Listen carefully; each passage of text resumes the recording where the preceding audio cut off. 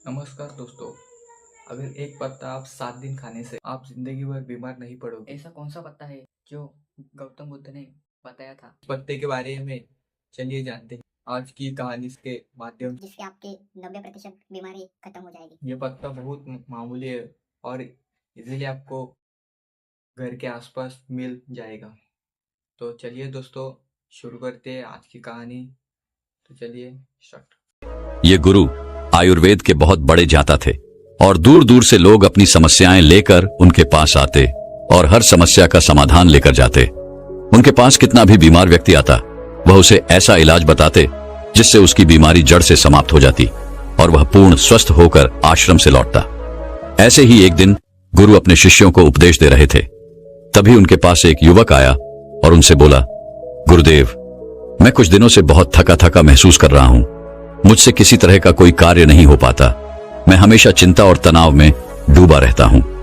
इसके अलावा मेरे शरीर में न जाने कौन कौन सी बीमारियों ने जन्म ले लिया है।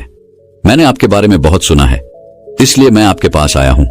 कृपया मेरी समस्या का समाधान करें और मुझे इन थकान और कमजोरी से राहत दिलाए। उस युवक की बात सुनकर गुरु ने उसकी ओर ध्यान से देखा और फिर बोले, बेटा, तुम्हारे शरीर में ये बीमारियां तुम्हारी ही लापरवाही की वजह से पनपी हैं। तुम मां प्रकृति से प्राप्त चीजों का सेवन नहीं करते, बल्कि बाहर की केमिकल से भरी चीजों का अधिक सेवन करते हो। बेटा, जिस तरह एक बच्चा मां के संरक्षण में रहकर बड़ा होता है और उसे किसी तरह की परेशानी नहीं होती, उसी तरह अगर तुम भी मां प्रकृति के संरक्षण में रहोगे तो तुम्हें जीवन भर कोई बीमारी नहीं होगी। मां प्रकृति तुम्हारा ध्यान अपने बेटे की तरह रखेगी। इसके बाद गुरु ने युवक से कहा, बेटा, मां प्रकृति के पास हमारी हर बीमारी का, हर समस्या का समाधान है। बस हम कभी यह जानने की कोशिश ही नहीं करते कि हमारे लिए क्या सही है और क्या गलत। फिर गुरु ने उस युवक से कहा, बेटा, आज मैं तुम्हें एक ऐसे पेड़ के पत्ते के बारे में बताऊंगा जिसका अगर तुम 7 दिन तक लगातार सेवन करोगे तो तुम्हारी थकान, तनाव और बीमारियां जड़ से खत्म होने लगेंगी। गुरु की यह बात सुनकर युवक उत्सुकता से बोला, गुरुदेव, कृपया मुझे उसके बारे में विस्तार से बताइए ताकि मैं उसका सेवन करके हमेशा के लिए स्वस्थ रह सकूं। फिर गुरु ने युवक से कहा, बेटा, वह पत्ता है पान का पत्ता। यह दिखने में बहुत साधारण होता है और इसे आसानी से पाया जा सकता है, लेकिन इसके लाभ बहुत ही अद्भुत होते हैं। पान तो अक्सर लोग खाते हैं, लेकिन इसके असली लाभ के बारे में उन्हें पता नहीं होता। कई लोग तो पान के पत्ते का गलत तरीके से उपयोग करते हैं, जिससे उन्हें इसका सही लाभ नहीं मिल पाता। फिर इसके बाद गुरु उस युवक से कहते हैं, बेटा, आज मैं तुम्हें पान के पत्ते का सही तरीके से इस्तेमाल करना बताऊंगा और इसे किस विधि से प्रयोग में लाना है इसके बारे में भी विस्तार से समझाऊंगा। छोटा सा पान का पत्ता आपके पाचन तंत्र से लेकर त्वचा तक और यहां तक कि हर प्रकार की बीमारी से दूर रखने में सहायक होता है। बेटा, पान के पत्ते में कैल्शियम, विटामिन सी, चाटन, राइबोफ्लेविन, नार्सिन, एंटीऑक्सीडेंट और क्लोरोफिल्ड जैसे पोषक तत्व पाए जाते हैं जो सेहत के लिए बहुत लाभदायक होते हैं। इसके बाद गुरु ने युवक से कहा, पान के पत्ते को आयुर्वेद में औषधि के रूप में उपयोग किया गया है। इसमें कुछ ऐसे पोषक तत्व होते हैं जो बैक्टीरियल इन्फेक्शन को रोकते हैं, घावों को भरते हैं और हृदय को भी स्वस्थ रखते हैं। फिर गुरु युवक से बोले, अब मैं तुम्हें पान के पत्ते से मिलने वाले फायदों के बारे में विस्तार से बताता हूं। इसे ध्यान से सुनो क्योंकि यह तुम्हारे लिए अत्यंत लाभकारी हो सकता है। बेटा, पान का पत्ता आपके पाचन तंत्र को प्राकृतिक रूप से उत्तेजित करता है, जिससे आपकी पाचन क्रिया में सुधार होता है। यदि आपको एसिडिटी या पेट फूलने की समस्या है तो पान के पत्ते का सेवन आपके लिए अत्यधिक लाभदायक हो सकता है। भोजन के बाद यदि आप पान का पत्ता चबाते हैं तो यह आपके पाचन एंजाइम्स को सक्रिय करने में सहायता करता है, जिससे भोजन जल्दी और अच्छे से पचता है। यदि आपको कब्ज की शिकायत रहती है या पेट साफ नहीं होता तो पान का पत्ता चबाने से यह समस्या भी दूर हो जाती है और आपका खाना पीना भी आसानी से हजम होता है। पान के पत्ते में मौजूद एंटीऑक्सीडेंट आपके पाचन तंत्र को स्वस्थ बनाते हैं और आपकी आंतों को डिटॉक्स करने में सहायता करते हैं, जिससे कब्ज की समस्या जड़ से समाप्त हो जाती है। इसके बाद गुरु उस युवक से कहते हैं, बेटा, इसका एक और बहुत बड़ा फायदा यह है कि यह आपके शरीर के मेटाबॉलिज्म को भी बूस्ट करता है। इसके लिए बेटा, तुम्हें खाना खाने के बाद पान का एक पत्ता चबाना है। इससे खाना तेजी से और अच्छी तरह पचने लगेगा और तुम्हें पेट हल्का हल्का महसूस होगा। फिर गुरु ने युवक से कहा, बेटा, पान के पत्ते का दूसरा बड़ा फायदा यह है कि यह आपकी सर्दी और खांसी को जड़ से खत्म करने में मदद करता है। अगर तुम्हें बार बार खांसी, जुकाम या सर्दी की समस्या होती है तो पान के पत्ते का नियमित उपयोग इस समस्या को समाप्त कर सकता है। पान के पत्ते में ऐसे यौगिक होते हैं जो फेफड़ों, साइंस और श्वास के लिए एक प्राकृतिक उपाय है। यदि बच्चों को भी सर्दी, खांसी या छाती में बलगम जमने की समस्या हो तो इसका उपयोग कर सकते हैं। ऐसे में आपको क्या करना है, एक पान का पत्ता लें और उस पर थोड़ा सा घी या सरसों का तेल लगाएं, फिर उसे तवे पर हल्का सा गर्म कर लें। इसके बाद इसे बच्चों की छाती पर रखें।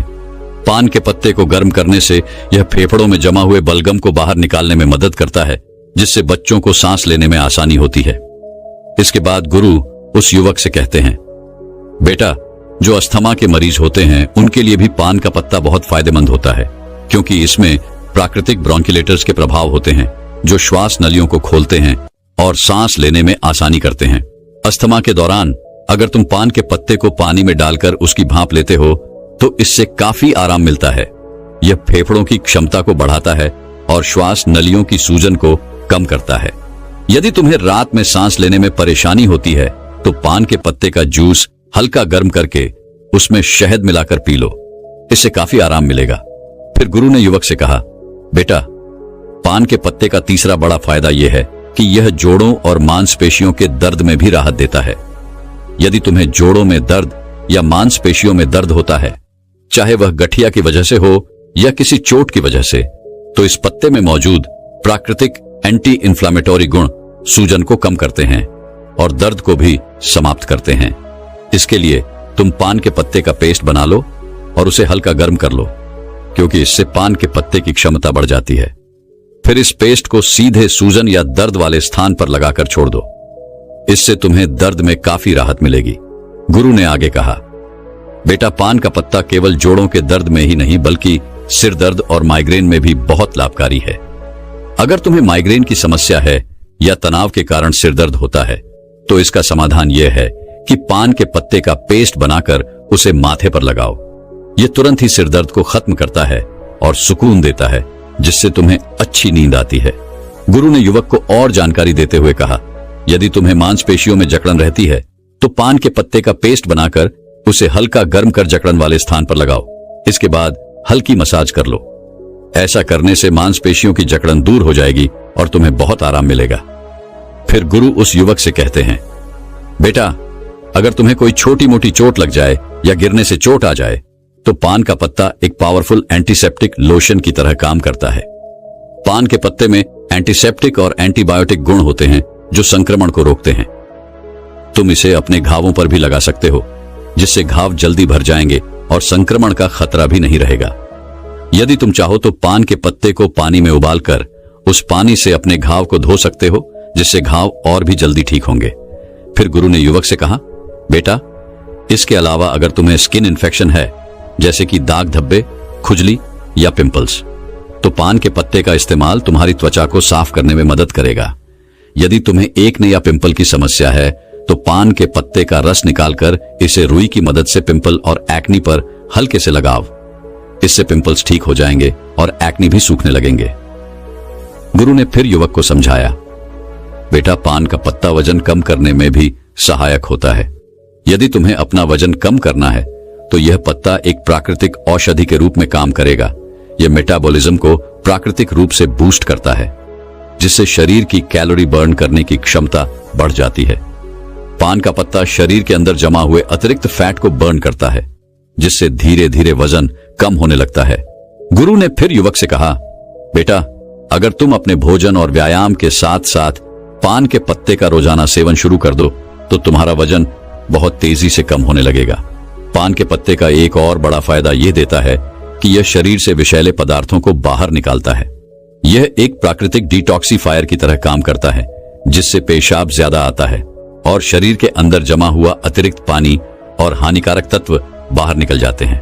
इसके बाद गुरु ने उसे बताया, बेटा, इसके लिए तुम्हें एक ताजा पान का पत्ता लेना है, उसे एक ग्लास पानी में उबाल लेना है और फिर उस पानी को छानकर गुनगुना करके धीरे धीरे पी लेना है। यदि तुम यह 6 से 7 दिन तक लगातार करते हो तो शरीर से सारे विषैले तत्व बाहर निकल जाएंगे, जिससे शरीर साफ हो जाएगा और किडनी और लिवर भी स्वस्थ रहेंगे। फिर गुरु ने युवक से कहा, बेटा, पान के पत्ते का इस्तेमाल दांत और मुंह की सेहत के लिए भी किया जाता है। अगर तुम्हारे मुंह से बदबू आती है, मसूड़ों में सूजन है, दांतों में दर्द है या कीड़े लग गए हैं, तो पान का पत्ता इस समस्या का सरल और प्रभावी समाधान है। पान के पत्ते में एंटीबैक्टीरियल गुण होते हैं जो बैक्टीरिया को खत्म कर देते हैं, जिससे मुंह की बदबू दूर होती है और इन्फेक्शन का खतरा कम हो जाता है। गुरु ने समझाया, इस पत्ते को चबाने से न केवल बदबू दूर होती है, बल्कि मसूड़ों से खून आना भी बंद हो जाता है और सूजन कम हो जाती है। पान के पत्ते में मौजूद एंटी एजेंट प्रॉपर्टीज मसूड़ों को टाइट करती है, जिससे दांतों का हिलना रुक जाता है और मसूड़ों में दर्द भी समाप्त हो जाता है। फिर गुरु ने कहा, बेटा, पुराने समय में पान के पत्ते का इस्तेमाल एक प्राकृतिक टूथपेस्ट की तरह किया जाता था। उस जमाने में टूथपेस्ट नहीं होते थे, तो लोग अपने दांतों को साफ करने और मुंह की बदबू को दूर करने के लिए पान के पत्ते का उपयोग करते थे। यही कारण है कि उनके दांत 100 साल की उम्र में भी मजबूत बने रहते थे। गुरु ने युवक से कहा, बेटा, आजकल तो 15 साल की उम्र में ही दांतों से संबंधित समस्याएं उत्पन्न हो जाती हैं, जबकि पहले ऐसा नहीं होता था। इसका मुख्य कारण है हमारे खान पान और गलत आदतें। पान के पत्ते में मौजूद यूगेनोल शरीर से बैड कोलेस्ट्रॉल को कम करता है और गुड कोलेस्ट्रॉल को बढ़ाता है। इसके अलावा पान का पत्ता आपके बालों के लिए भी बहुत फायदेमंद है। पान के पत्ते का पेस्ट बनाकर अगर आप इसे अपने स्कैल्प पर लगाते हैं तो इससे डैंड्रफ दूर होता है। फिर गुरु ने समझाया, बेटा, देखा आपने पान का पत्ता कितना फायदेमंद है, लेकिन जो लोग पान के पत्ते पर चूना, सुपारी और तंबाकू लगाकर खाते हैं, उनके लिए यह फायदेमंद नहीं है। सुपारी, चूना और तंबाकू का लंबे समय तक इस्तेमाल करने से आपके मसूड़े दांत, किडनी और पाचन तंत्र को गंभीर नुकसान उठाना पड़ सकता है।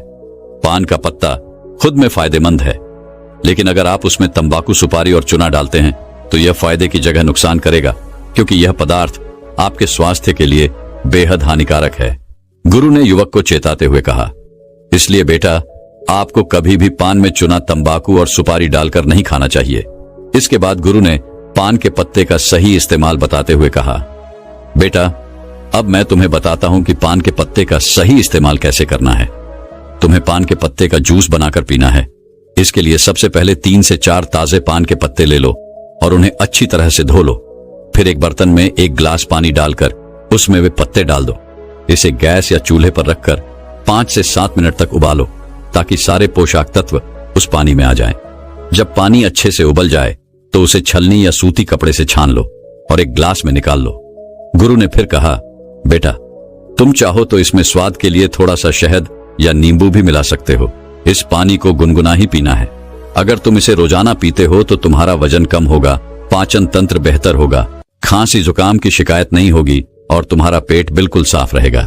जब पेट साफ रहेगा तो शरीर में किसी भी तरह की बीमारी पनपने का मौका नहीं मिलेगा और तुम हमेशा स्वस्थ रहोगे।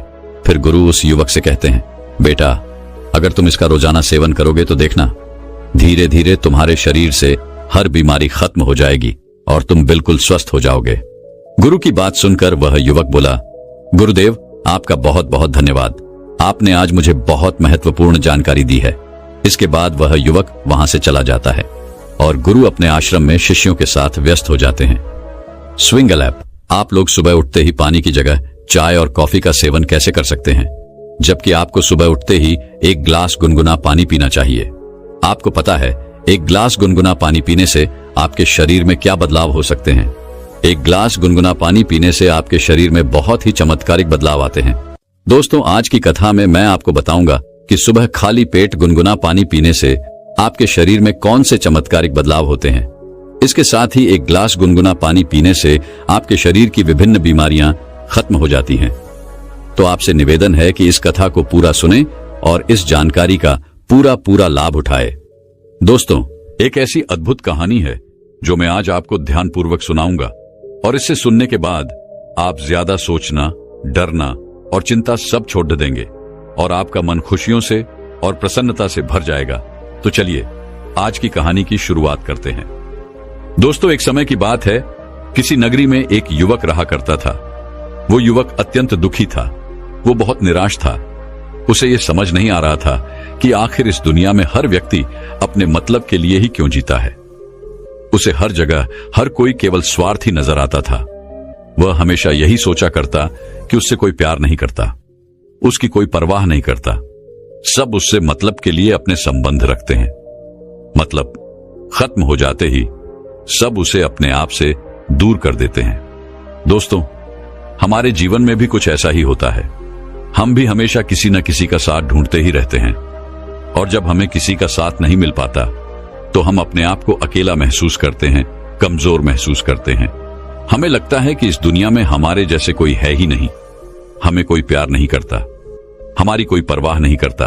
लेकिन हम यह भूल जाते हैं कि अंत में तो हर किसी को अकेले ही जाना है।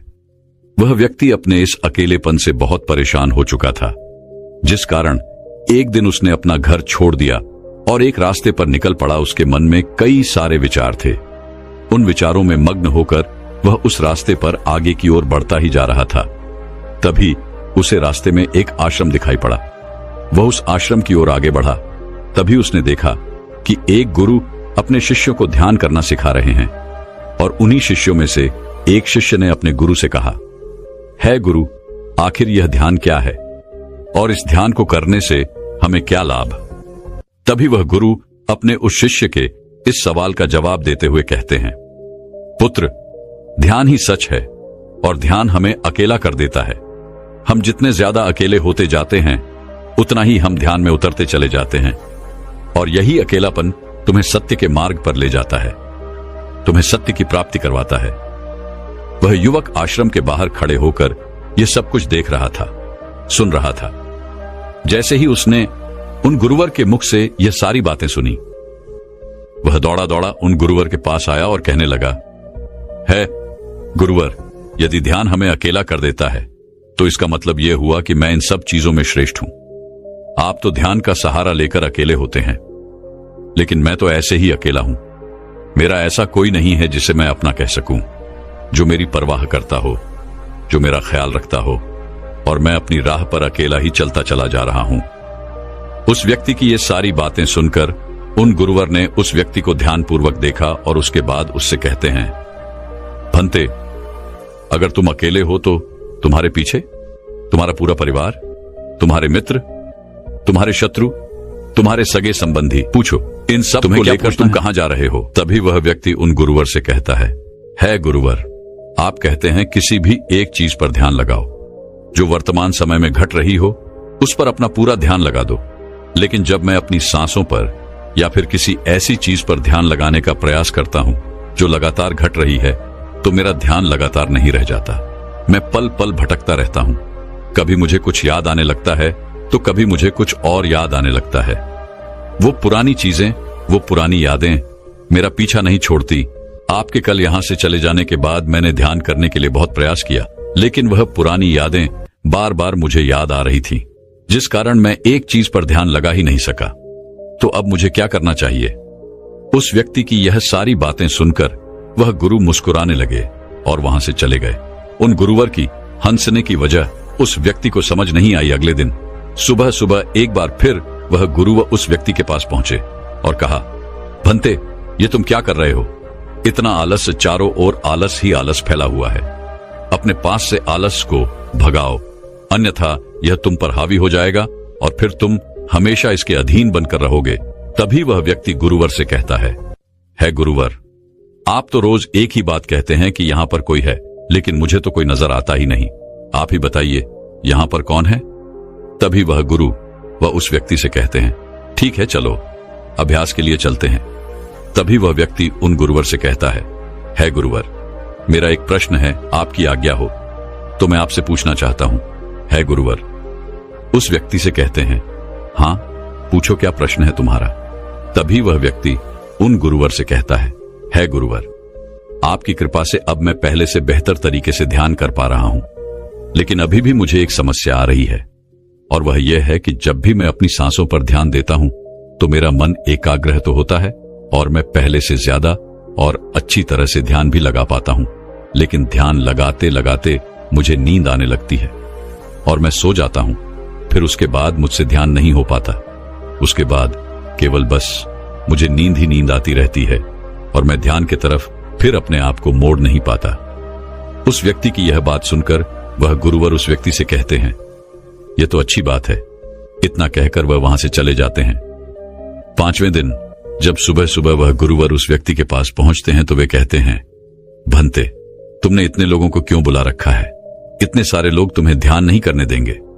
तुमने इतने सारे लोगों को क्यों बुलाया है? इन्हें यहां से जल्दी भेजो। मुझे ये बिल्कुल नहीं पसंद। तुम तो यहां पर अकेले आए थे जैसा कि तुमने कहा, तो फिर इतने सारे लोगों को तुमने आज क्यों बुला रखा है? इन्हें अभी के अभी वापस छोड़कर आओ। तभी वह व्यक्ति उन गुरुवर के बारे में मन ही मन यह सोचता है कि लगता है गुरुवर पागल हो चुके हैं। जब भी रोज आते हैं तो हमेशा एक ही बात कहते हैं कि यहां पर कोई है, लेकिन मुझे तो कोई नजर ही नहीं आता। बड़ी विनम्रता से उन गुरुवर से कहा, है गुरुवर, शायद आपकी आंखें जो देख पा रही हैं वह मैं नहीं देख पा रहा हूं। मुझे तो यहां पर कोई नजर नहीं आता। फिर आपको कैसे? यहां पर लोग ही लोग नजर आ रहे हैं। फिर गुरुवर उस व्यक्ति से कहते हैं, अच्छा ठीक है, चलो अब ध्यान का अभ्यास करते हैं। तभी वह व्यक्ति उन गुरुवर से कहता है गुरुवर, मुझे ध्यान के वक्त नींद आती थी। जैसा कि मैंने आपको बताया था, उस पर तो मैंने नियंत्रण पा लिया, लेकिन अब जब भी मैं ध्यान करने बैठता हूं, किसी एक चीज पर अपना ध्यान केंद्रित करता हूं, तो मेरे मन में विचारों का सैलाब होता है। मानो विचारों की बाढ़ सी आ जाती है। इतने विचार तो आंख खोलकर भी मैंने कभी नहीं देखे होंगे, जितने की आंखें बंद करने के बाद मुझे नजर आते हैं। और इन विचारों में कुछ ऐसे विचार भी मेरे मन में आते हैं जिनके बारे में आज तक मैंने सोचा तक नहीं है। मुझे उनके बारे में कुछ भी नहीं पता। ये सब क्यों हो रहा है गुरुदेव? उन गुरुवर ने उस व्यक्ति की यह बात सुनकर उस व्यक्ति से कहा, अच्छा ऐसा हो रहा है। इतना कहकर वह गुरुवर वापस चले गए। अगले दिन सुबह सुबह वह गुरुवर एक डंडा लेकर उस युवक के पास पहुंचे और एक डंडा जड़ते हुए उस युवक से कहते हैं, मैंने तुम्हें पहले ही कहा है, इतने सारे लोग मुझे पसंद नहीं, तुम्हें इन्हें छोड़कर आना होगा। आखिर तुम रोज रोज इन्हें क्यों ले आते हो? इतनी भीड़ इकट्ठा करके तुम्हें क्या लाभ? आज के बाद यह यहां पर नहीं आने चाहिए। इस बात का ख्याल रखना। यदि आज के बाद यहां पर कोई भी नजर आया और तुम्हारी बक बक मुझे सुनाई पड़ी, तो मैं तुरंत ही तुम्हें इस आश्रम से निकाल दूंगा। तभी वह व्यक्ति बड़ी विनम्रता से उन गुरुवर से कहता है गुरुर, मुझे तो यह समझ नहीं आता कि मुझे कोई नजर ही नहीं आता, लेकिन आप रोज एक ही बात कहते हैं कि यहां पर मैंने भीड़ इकट्ठी कर रखी है। जिन लोगों को भी मैंने लाया है उन्हें मुझे छोड़कर आना होगा, लेकिन मैं आपसे हर रोज एक ही बात कहता हूं कि मुझे कोई नहीं नजर आता, ना ही मुझे कोई यहां पर दिखाई पड़ता है और ना ही मैं अपने मुख से एक शब्द भी निकालता हूं, लेकिन फिर भी आप कहते हैं कि आपको लोगों की आवाजें सुनाई पड़ रही हैं। तभी वह गुरुवर है उस व्यक्ति की इस बात का जवाब देते हुए कहते हैं, बौद्ध भिक्षु क्या तुम्हारे मित्र और कहता तुम्हारे परिवार वाले तुम्हारे में एक बहुत ही सीधा और अच्छा व्यक्ति हूँ।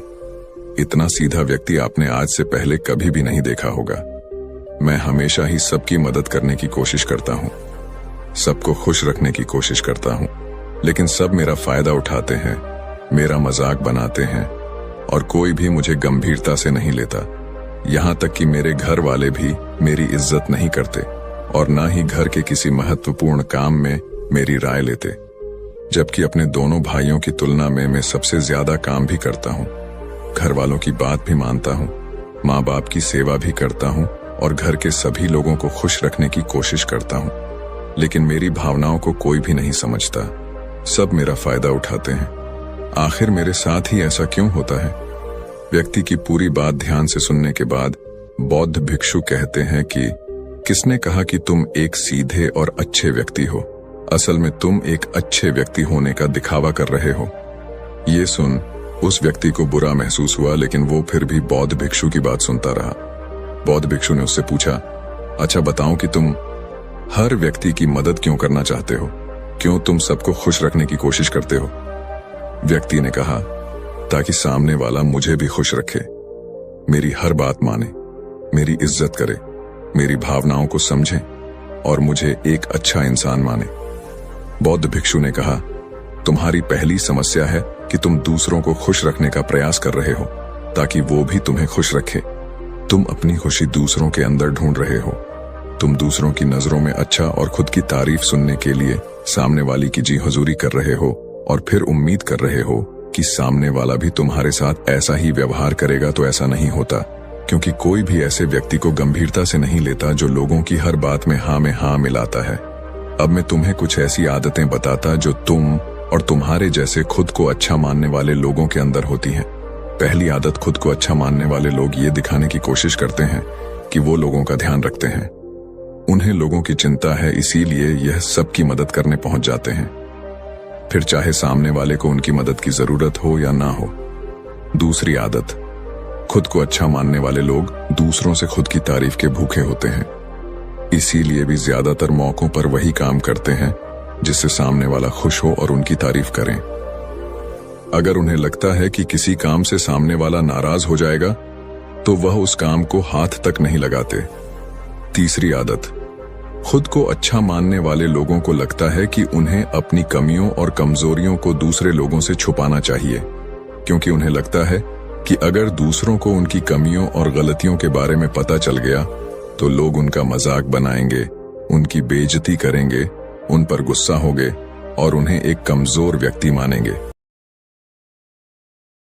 तो यकीन मानिए, आपका शरीर भी वैसा ही काम करने लगेगा।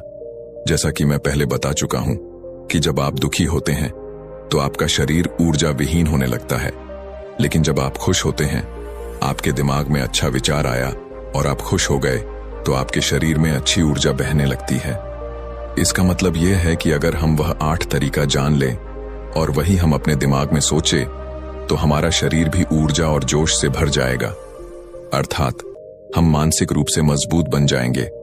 और वास्तव में जब आप मानसिक रूप से मजबूत बन जाएंगे तो आप मुश्किल हालातों का सामना बड़ी ही आसानी से कर लेंगे। गुरु कहते हैं कि शिष्यों, मानसिक रूप से मजबूत बनने का पहला नियम है, जो हो चुका है उसकी परवाह करना छोड़ दो। गुरु कहते हैं कि शिष्यों, मुझे यह बताओ कि सूर्य किस दिशा में उगता है। तो सभी शिष्यों ने एक साथ जवाब दिया कि गुरुजी, सूर्य पूर्व दिशा में निकलता है। फिर गुरुजी ने कहा कि अगर मैं यह कहूं कि सूर्य पश्चिम दिशा से निकले तो क्या वह निकलेगा? सभी शिष्य कहते हैं कि बिल्कुल नहीं गुरुवर, सूर्य तो पूर्व दिशा से ही निकलेगा, हम उसके स्थान को, उसके जगह को बदल नहीं सकते हैं। फिर गुरु कहते हैं कि मान लो बारिश का मौसम है और अगर मैं यह बोलूं कि बारिश बंद हो जाए तो क्या हमारे बोलने से बारिश बंद हो जाएगी? शिष्य कहते हैं कि नहीं गुरुवर, वह तो मौसम में बदलाव की वजह से होगा, जब मौसम में बदलाव होगा तो बारिश बंद हो जाएगी। फिर गुरुजी कहते हैं, ठीक उसी प्रकार अगर जो चीज हमारे वश में नहीं होती है या जो बातें, घटनाएं बीत चुकी हैं, अगर हम उन घटनाओं को लेकर के बार बार परेशान होते रहेंगे या उसकी बहुत ज्यादा परवाह करेंगे तो क्या हम भूतकाल की घटनाओं को बदल सकते हैं? शिष्य कहते हैं कि नहीं गुरुवर। फिर गुरु कहते हैं कि अगर तुम उन बीती घटनाओं को लेकर के बार बार चिंता में रहोगे और उस चीज की परवाह करोगे तो तुम परेशान होते चले जाओगे। इसीलिए तुम्हारी जिंदगी में जो घटित हो चुका है, कोशिश करो उसे भुलाने की, और उसका एकमात्र तरीका है कि आप अपने आने वाले समय पर, आने वाले भविष्य पर, आने वाली चीजों पर अपना ध्यान केंद्रित करिए। गुरु आगे कहते हैं कि मानसिक रूप से मजबूत बनने का दूसरा नियम है ध्यान करने की आदत डाले। गुरु कहते हैं कि गौतम बुद्ध जब सत्य की खोज में निकल पड़े थे तो उन्होंने बहुत सारे उपाय किए, बहुत सारे कर्मकांड किए, लेकिन उन कर्मकांडों की वजह से उन्हें बहुत ज्यादा कुछ हासिल नहीं हुआ और उनका शरीर दुबला पतला होता चला गया। लेकिन वह सत्य की खोज करने में असमर्थ रहे। उनके गुरुओं ने उन्हें बहुत सारे कर्मकांड उपाय बताए, लेकिन उन कर्मकांड का कोई मतलब नहीं हुआ। अंत में जब भगवान गौतम बुद्ध स्वयं ध्यान की अवस्था में बैठे तो धीरे धीरे ध्यान की गहराइयों में जाकर के उन्हें वह सारी चीजें लगने लगी जिस चीज की वह खोज में निकल पड़े थे। ध्यान के जरिए वह अपने सभी विचार पर विजय पा लिए। उन्होंने पापी मार्ग को पराजित किया, काम वासना पर विजय पाई, अपनी हर एक भावना पर वह विजय पा लिए। और यह सब तभी हुआ जब वे ध्यान की गहरी अवस्था में बैठे और कई दिनों तक ऐसे ही बैठे रहे। ध्यान करने से हमारा मन और मस्तिष्क बहुत ही शांत हो जाता है, जिससे कि अगर हम किसी वस्तु पर या किसी के बारे में या किसी चीज के बारे में जब विचार करते हैं तो हमारा पूरा ध्यान उसी पर केंद्रित रहता है। हमारा दिमाग ज्यादा इधर उधर भागता नहीं है और हम चीजों को बहुत ही अच्छे तरीके से समझ पाते हैं। ध्यान ही एक ऐसा तरीका है जो आपको हर तरीके से आपके दिमाग को मजबूत बनाता है। बौद्ध भिक्षु अगर किसी बात पर ज्यादा जोर देते हैं तो वह ध्यान की प्रक्रिया पर ध्यान में कई घंटे तक बैठे रहते हैं, जिससे उनका दिमाग बहुत ही शांत रहता है, उनका मन बहुत ही शांत रहता है, और जिसका मन शांत रहता है वही किसी भी चीज पर अच्छी तरीके से विचार कर सकता है। अर्थात वह मन और मस्तिष्क दोनों से मजबूत होता चला जाता है। ध्यान करने से आपकी सारी वासनाएं आपके नियंत्रण में रहेंगी। आप अपनी इच्छा अनुसार अपनी वासना को अपने वश में किए रहेंगे। गुरु आगे कहते हैं कि मानसिक रूप से मजबूत बनने का तीसरा नियम है, बहुत ज्यादा किसी से उम्मीद मत रखना। गुरु ने कहा कि तुम सब अपनी मर्जी से जन्म लिए हो, अपनी मर्जी से ही गर्भ का चुनाव किए हो, लेकिन इंसान जन्म लेने के बाद वह यह सब भूल जाता है कि उसे क्या करना क्या नहीं, वह किस लिए जन्म लिया था, और जन्म लेने के बाद वह तमाम तरह की वासनाओं से ग्रसित हो जाता है। इस संसार की मोह माया में वह बहुत ज्यादा परेशान हो जाता है। वह खुद को जान ही नहीं पाता, वह खुद को भूल जाता है, और यही वजह रहती है कि वह तरह तरह के लोगों से अपनी बहुत ज्यादा उम्मीदें लगा बैठता है। उम्मीदें दुख का कारण बनती हैं। जिस भी व्यक्ति वस्तु से आपकी उम्मीदें ज्यादा बढ़ जाएंगी, आने वाले समय में सबसे ज्यादा दुख आपको उसी से मिलने वाला है, क्योंकि उम्मीद पर होती है, दुख भी वहीं पर होता है। क्योंकि आप किसी से बहुत ज्यादा उम्मीद लगा लिए और वह व्यक्ति आपकी उम्मीदों पर खरा नहीं उतरा, तो सबसे ज्यादा दुख आपको उसी से होने वाला है। क्योंकि जब उम्मीद टूटती है तो दुख बहुत ज्यादा होता है। इसीलिए इस सांसारिक, इस भौतिक जीवन में बहुत ज्यादा उम्मीद और बहुत ज्यादा मोह किसी भी व्यक्ति से मत करना। तभी एक शिष्य उठ खड़ा होता है और कहता है कि हे गुरुवर, हम बिना उम्मीद से, बिना आशा से कैसे जी सकते हैं? हम सबके मन में रहता है कि मुझे यह चीज करनी है, मुझे वह चीज करनी है, मुझे जीवन में ऊंचाइयों को हासिल करना है। बिना उम्मीद के तो हम लोग जीवन में आगे बढ़ ही नहीं सकते। गुरु ने कहा कि कुछ पाने की लालसा, कुछ बड़ा बनने की लालसा जीवन में जरूर आपको ऊंचाइयों तक ले जाएगी। कुछ बड़ा बनने के लिए लालसा खुद से होती है, न कि किसी व्यक्ति वस्तु विशेष से। मैं यहाँ पर लोगों के बारे में बात कर रहा हूँ कि अगर तुम यह सोचो कि मेरा दोस्त मेरे साथ हमेशा खड़ा रहेगा, या मेरे लिए मेरे साथ हमेशा खड़ा रहेगा, या आप जो सोचे वह सामने वाला इंसान आपके लिए वैसा करे, तो यह सभी चीजें बहुत ज्यादा उम्मीद और मोह को बढ़ावा देती हैं। बहुत ज्यादा उम्मीद किसी से मत रखना। खुद से उम्मीद रखोगे तो दुख बहुत ज्यादा नहीं होगा, लेकिन अगर दूसरों से उम्मीद रखोगे और वह उम्मीद पूरी नहीं हुई तो दुख बहुत ज्यादा होगा।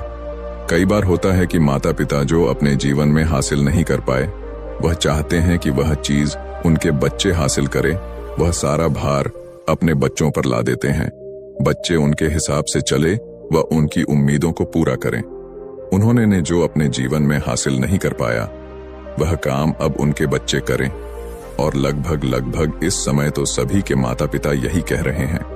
बहुत कम लोग होते हैं जो अपने बच्चों को आजाद रखते हैं। मेरी सभी से गुजारिश है कि अपनी उम्मीदों का पहाड़ अपने बच्चों पर न ठोपे। गुरु कहते हैं कि मानसिक रूप से मजबूत होने का चौथा नियम है कि पहली बार में ही किसी काम में फेल होने से डरो मत। अगर डर तुम पर हावी हो जाएगा तो तुम अवश्य असफल हो जाओगे। अपनी जिंदगी में वह इंसान सबसे ज्यादा असफल होता है जिसे अपने लक्ष्य को पाने का डर रहता है। अगर डर तुम्हारी जिंदगी में बढ़ गया तो तुम्हें वह असफलता की तरफ जरूर ले जाएगा, क्योंकि डर तुम्हारे आत्मबल को, तुम्हारे आत्मविश्वास को डगमगा देगा, कमजोर कर देगा। और तुम्हारा आत्मबल, तुम्हारा आत्मविश्वास कमजोर हो जाएगा तो तुम निश्चित ही अपने लक्ष्य को पाने में असमर्थ महसूस करोगे, और यही असमर्थता तुम्हें असफलता की तरफ ले जाएगी। इसलिए जीवन में जब तुम अपने लक्ष्य की प्राप्ति के लिए आगे बढ़ो तो मन में किसी भी चीज की शंका मत रखो कि मैं फेल हो जाऊंगा, अगर यह नहीं हुआ तो यह हो जाएगा। यह सब बातें अपने दिमाग में मत लाओ, क्योंकि यह सभी बातें आपको डर की तरफ ले जाएंगी, और जब डर बढ़ेगा तो तमाम शंका आपके दिमाग में पैदा होगी।